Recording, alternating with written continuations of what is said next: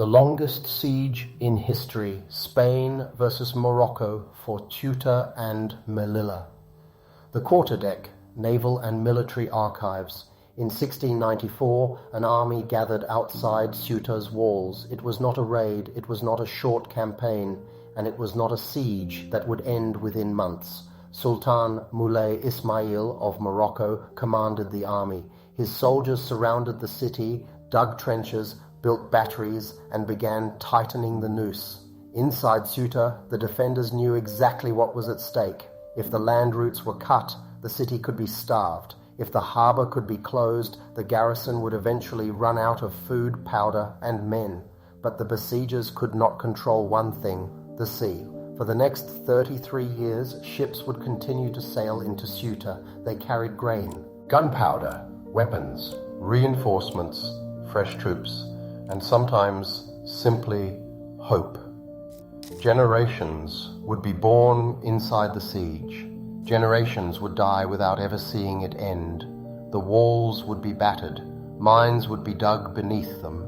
Men would fight and die only yards apart. And yet the city endured, not because it could defeat every army that surrounded it, but because the sea kept it alive. Ceuta and Melilla occupied two tiny pieces of territory on Morocco's Mediterranean and Atlantic approaches. Today, they are Spanish cities, but their history is written in siege trenches, naval convoys, bombardments, amphibious assaults, and colonial wars. From the conquest of Ceuta in 1415 to the capture of Melilla in 1497 to the 33-year siege, to the Spanish-Moroccan War of 1859 and 1860, and finally to the extraordinary amphibious assault at Alhucemas in 1925. This is the story of a struggle that lasted for centuries, a struggle in which the sea repeatedly became the difference between survival and defeat. This is the longest siege in history, Spain versus Morocco for Ceuta and Melilla, two cities on the Strait. To understand the conflict, we first have to understand the geography. Ceuta stands at one of the most strategically important points on Earth. The city sits on the African side of the Strait of Gibraltar, facing Spain's southern coast.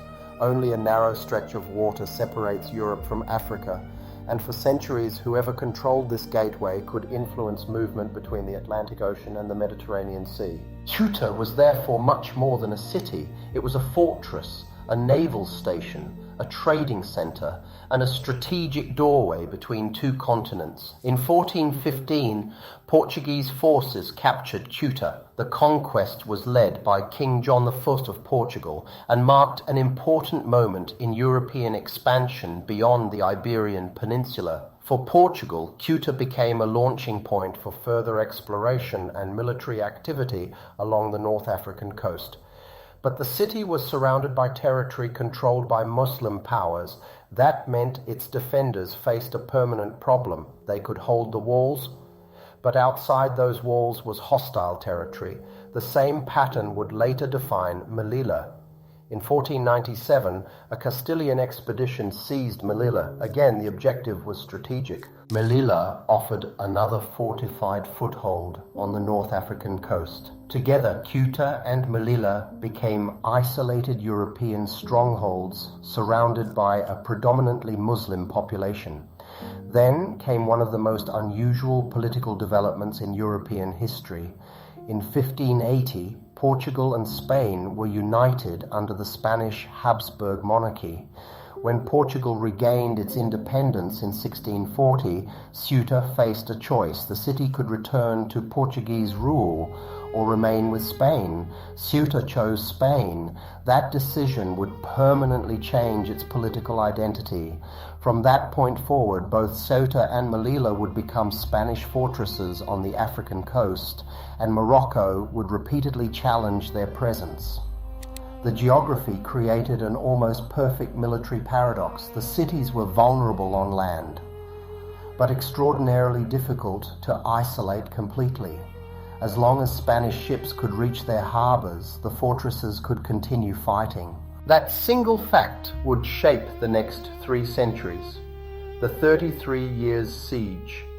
By the end of the 17th century, Sultan Moulay Ismail had built one of the most powerful centralized armies Morocco had seen. He wanted to restore royal authority across Morocco and remove foreign enclaves from the coast. Ceuta was one of the most important prizes.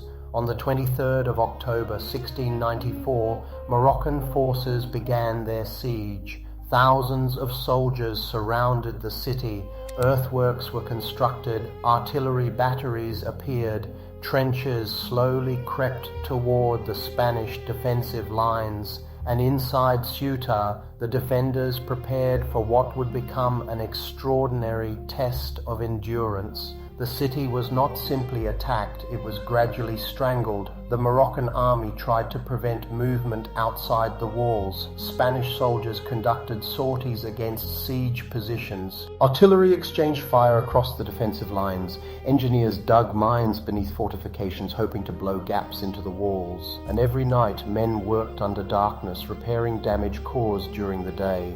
This was siege warfare in its most brutal form. The battlefield could sometimes be only a few meters wide. A soldier might spend weeks staring at the same enemy position, waiting, listening, knowing that somewhere beneath his feet an enemy engineer might be digging a tunnel.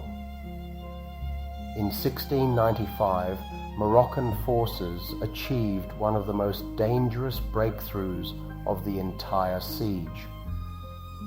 During a change of the guard, Moroccan troops managed to penetrate into the city and reach the central square. For a moment, it appeared that Ceuta might fall, but the defenders counterattacked. The Moroccan troops were driven back. The walls held. And the siege continued, but there was a problem for Moulay Ismail. His army controlled the land, Spain controlled the sea, and that difference was decisive. Spanish vessels could sail from ports such as Cadiz and Gibraltar towards Ceuta. They carried food, ammunition, military equipment, and reinforcements. The Moroccan army could surround the city, but it could not completely close the harbor. Every successful convoy meant another extension of the city's life.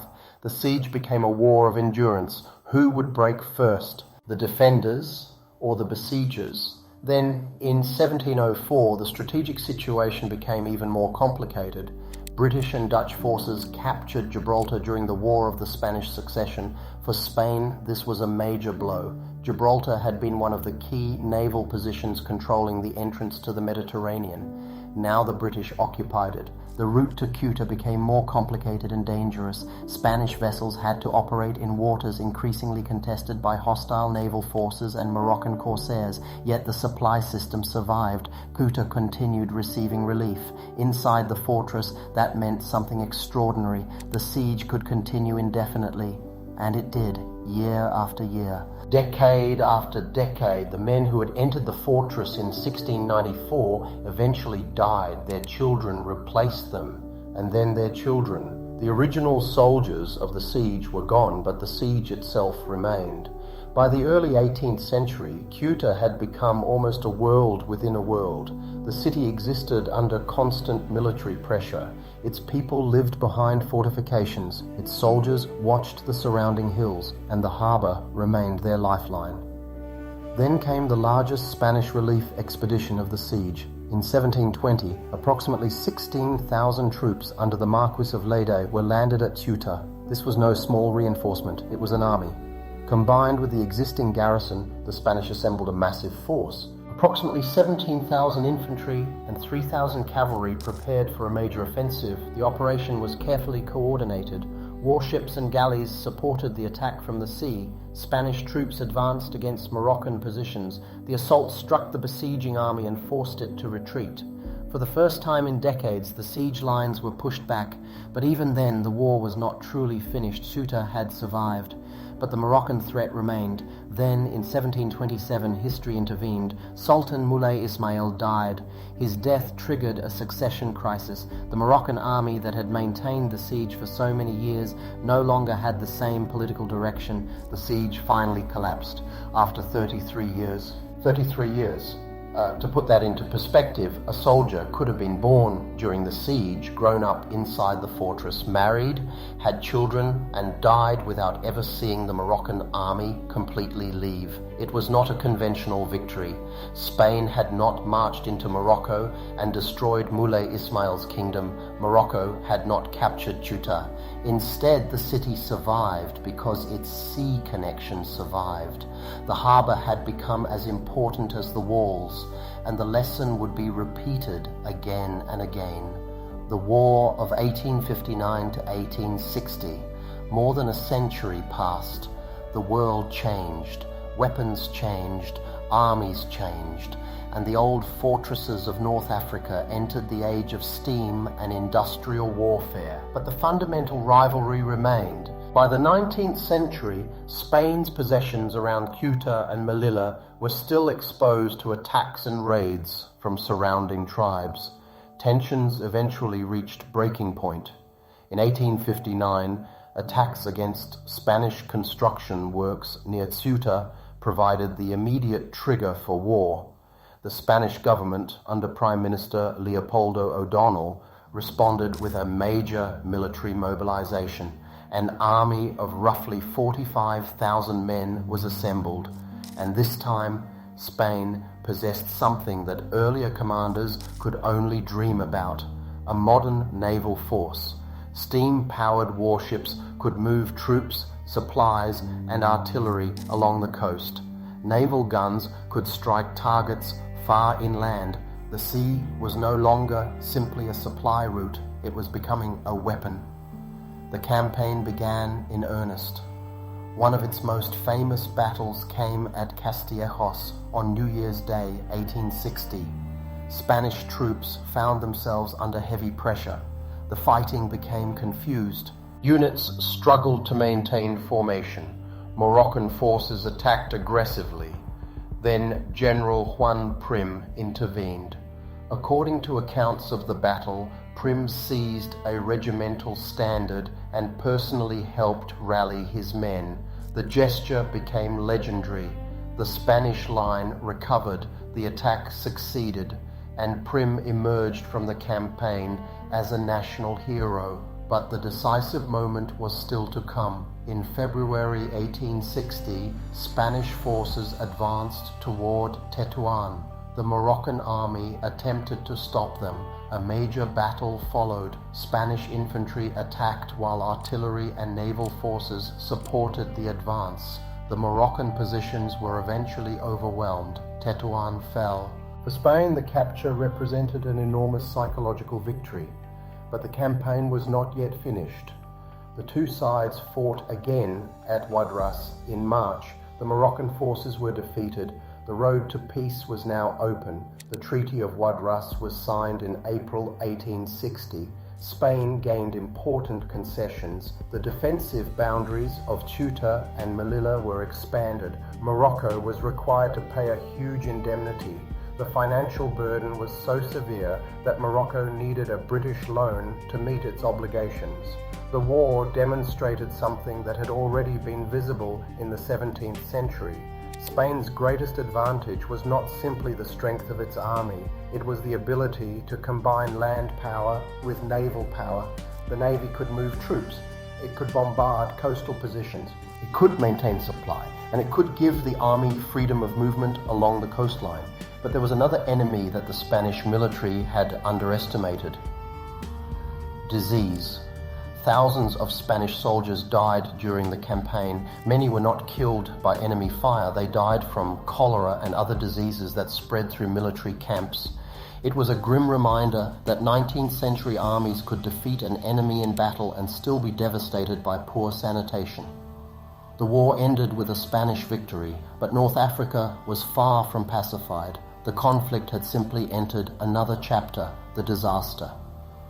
By the beginning of the 20th century, Spain's ambitions in North Africa had expanded, but so had resistance. In the Rif Mountains, local tribesmen knew the terrain better than any European army, and one man would eventually transform that resistance. His name was Abd el-Krim. In 1921, Spanish forces advanced into the Rif. What followed became one of the greatest military disasters in modern Spanish history. At Anual, Spanish forces were overwhelmed, units collapsed, retreat became panic, and thousands of Spanish soldiers were killed. The disaster shattered Spanish control across much of the region. Abd el-Krim emerged as a formidable political and military leader. He proclaimed the Republic of the Rif. For Spain, this was no longer simply a colonial policing problem, it was a war, and the war would soon become international. Abd el-Krim's forces eventually threatened French interests in Morocco. France, which had its own colonial protectorate, now faced the possibility that the Rif rebellion could spread. Spain and France therefore found themselves fighting on the same side. Their answer was audacious. If the Rif forces were strongest in the mountains, then attack from the sea. Alhucemas, the amphibious assault, September 1925, the coast of Alhucemas Bay. Offshore, an enormous fleet assembled, battleships, cruisers, destroyers, transport ships, landing craft, and aircraft.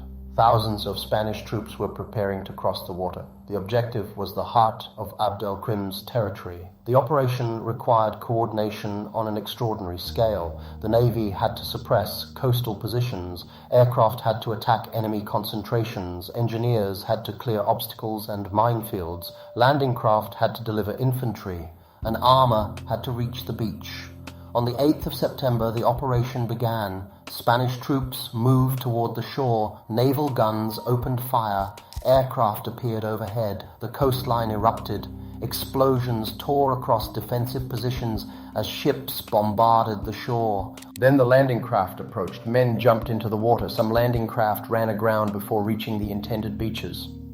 Among the troops advancing ashore were men of the Spanish Foreign Legion. One of the officers involved was a young colonel named Francisco Franco. The landing was chaotic, it was dangerous, but it succeeded.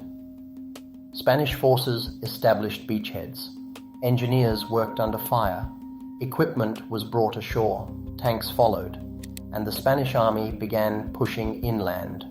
What made Alhucemas particularly important was not simply the victory, it was the way the victory was achieved. Naval gunfire, aircraft, armor, engineers, infantry, landing forces, all were being used as components of one coordinated operation. The basic concept would become increasingly important in 20th century warfare. The defenders could not simply focus on the beach. They had to survive bombardment from the sea, air attacks from above, armored vehicles on the ground, and infantry advancing behind them. The Spanish and French forces gradually tightened their grip. By October, Abd el-Krim's own capital had fallen. The Rif resistance was collapsing. Facing overwhelming military pressure, Abd el-Krim eventually surrendered in 1926, but interestingly, he surrendered to the French rather than directly to Spain. He was exiled from North Africa. The Rif War was effectively over, and Spain had demonstrated that an amphibious assault could overcome a determined mountain resistance when naval, air, and ground forces were integrated into one operation. Alhucemas would later attract the attention of military historians studying amphibious warfare. The operation showed how the sea could once again determine the outcome of a land war, just as it had at Ceuta more than 2 centuries earlier. The unbroken thread. Look at the timeline. 1415, Ceuta falls to Portugal. 1497, Melilla falls to Castile. 1694, the Great Siege of Ceuta begins. 33 years later, the siege collapses. 1859, Spain and Morocco go to war again. 1860, Spanish forces capture Tetuan. 1921, the disaster at Anual exposes the weakness of Spanish control in the Rif. 1925. Spain launches the amphibious assault at Alhucemas. Different centuries, different weapons, different armies. But beneath all of them lies the same geographical reality. Ceuta and Melilla are surrounded by land, but they face the sea. And throughout their history, that sea has repeatedly become their lifeline. For a besieging army, controlling the land around a fortress is not enough. You must control the roots that keep it alive. Muley Ismail could surround Ceuta, but he could not close the harbor. Spanish armies could fight deep inside Morocco, but they could also use naval power to move men and supplies along the coast. At Alhucemas, Spain went even further. It turned the sea from a supply route into a battlefield. That is perhaps the most fascinating lesson of this entire history. The struggle for Ceuta and Melilla was never simply a story about two cities. It was a story about geography, about logistics, about naval power, and about the extraordinary difficulty of defeating a fortress that refuses to become isolated. Ceuta and Melilla today. Today, Ceuta and Melilla remain Spanish cities on the North African coast. Their status remains politically sensitive. Morocco continues to regard the two territories as part of its national territory. Spain maintains that Ceuta and Melilla are Spanish cities. The argument is modern, but the history behind it is centuries old. The walls have changed, the weapons have changed, the armies have changed, but the strategic importance has not disappeared. The Strait of Gibraltar remains one of the world's most important maritime gateways. Ships still pass between the Atlantic and the Mediterranean. Europe and Africa remain separated by only a narrow stretch of water, and Ceuta and Melilla still sit directly beside that crossroads. Their history therefore remains remarkably relevant because the story of these cities is ultimately a story about one fundamental military principle. A fortress is only as strong as its ability to sustain itself. For 33 years, Ceuta proved that principle. The Moroccan army could surround it, bombard it, mine it, attack it, but as long as ships could reach the harbor, the city could continue fighting, wrapping it up. 3 centuries of warfare, 3 major chapters, one unbroken thread. Ceuta and Melilla were cities that armies could surround but could never be completely cut off from the sea. That is why the 33-year siege of Ceuta became one of the most extraordinary endurance battles in military history. It is why the Spanish-Moroccan War of 1859 and 1860 became a demonstration of 19th century land and sea cooperation. And it is why Alhucemas became one of the defining amphibious operations of Spain's colonial wars. These were not isolated battles, they were chapters in a much larger struggle over 2 tiny pieces of territory standing at the edge of 2 continents. And perhaps that is what makes their story so fascinating. History is often remembered through enormous empires and famous commanders. But sometimes the most revealing stories are found in small places. A fortress, a harbour, a strip of coastline, a narrow piece of water, and the men who understood that controlling the sea could determine who controlled the land. This channel isn't here to settle the modern political argument over Ceuta and Melilla. We're here for the archive, the sieges, the fleets, the fortresses, the commanders, and the ordinary soldiers who fought, suffered, and sometimes died in places most people today have never heard of. Because military history isn't only about the battles everyone remembers, it's also about the forgotten campaigns that quietly shaped the world we inherited.